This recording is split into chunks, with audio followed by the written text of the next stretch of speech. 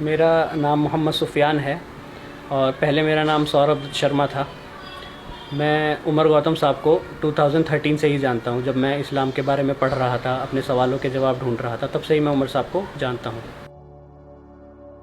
मैं जब 25 इयर्स का था, जब मैंने अपनी रिसर्च स्टार्ट की थी, हु इज़ माई क्रिएटर, तो फिर मैंने अपने सर्कल में भी क्वेश्चंस स्टार्ट किए। क्योंकि मैं एक खुद मास्टर्स इन बिज़नेस एडमिनिस्ट्रेशन हूँ, मैं इंटरनेट का यूज़ भी जानता हूँ, तो इंटरनेट पे मैंने सर्च किया अपने क्वेश्चंस के आंसर।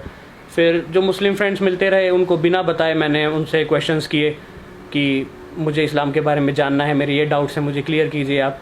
तो वो मुझे जवाब दिया करते थे। तो 2013 में मैं उमर साहब से जुड़ा था, जैसे मैंने बताया। तो 2018 में मैंने फाइनली ये डिसाइड किया कि I have to go through the legal process.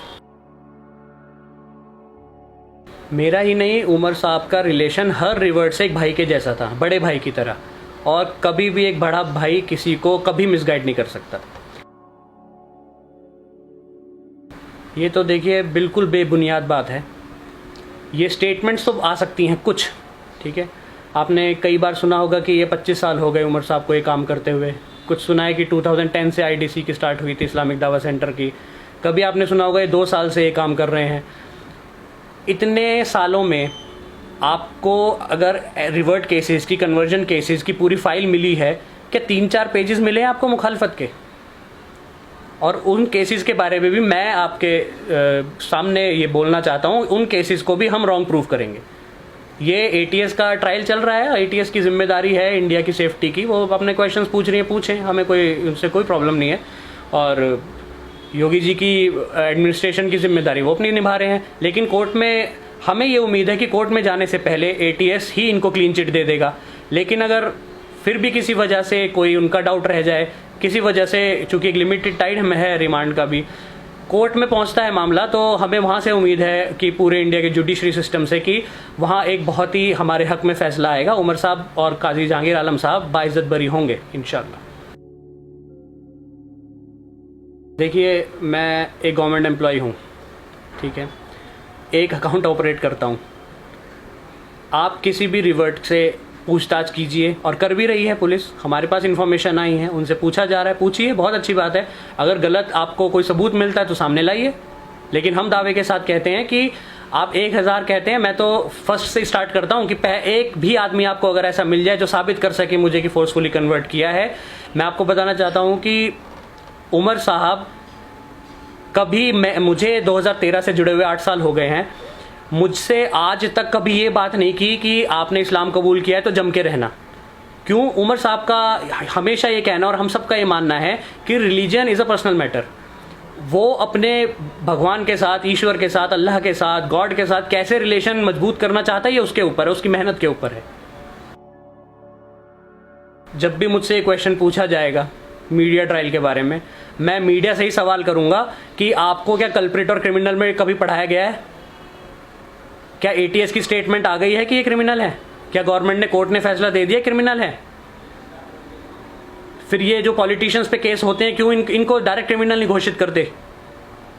इसलिए ये सिर्फ बेबुनियाद बातें हैं जो आपको इंशाल्लाह जल्दी आपको सामने सब आ जाएगा केस, उनको क्लीन चिट मिलेगी और वो एक बार फिर हमारे साथ हंसते घूमते सामने होंगे।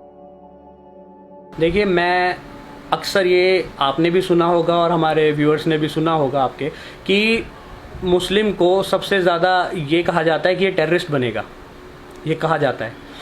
अगर कोई कन्वर्ट होता है उसके ऊपर तो बिल्कुल डाउट जाता है।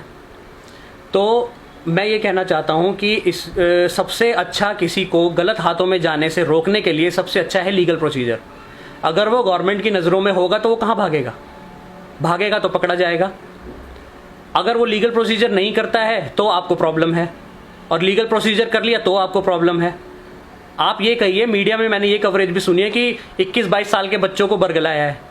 कि आप गवर्नमेंट के फैसले को चैलेंज कर रहे हैं? आप 18 साल के बच्चे को, आप जब गवर्नमेंट कह चुकी है कि एक मेजर है, ये एडल्ट है, तो क्यों आप उनको, फिर गवर्नमेंट को चैलेंज किया? कोर्ट में रिट पिटीशन डालिए कि आप एज बढ़ा के, माइनर की एज बढ़ा के 21-22 कर दीजिए।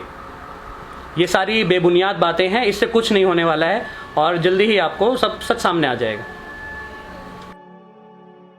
मैं चूंकि गवर्नमेंट एम्प्लॉय हूं, मैंने बताया, तो मैंने पूरा ऑफिशियल प्रोसीजर करा लिया है और जबकि एक बात मैं इसमें आपको एक मेन कहना चाहूँगा, ये देखिए, ये income tax pan service unit का, जो कि इनकम टैक्स डिपार्टमेंट की एक यूनिट है, उनका लेटर है जो कि मैंने पैन कार्ड चेंज कराया है, अपना नाम सौरभ दत्त से मैंने अपना नाम मोहम्मद सुफियान करा लिया है, मेरा आधार कार्ड भी चेंज हो चुका है, मेरा गैजेट नोटिफिकेशन भी हो चुका है।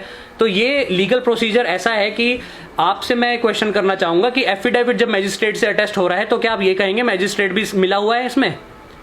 1000 केसेस के मैजिस्ट्रेट को भी पकड़िए ना आप।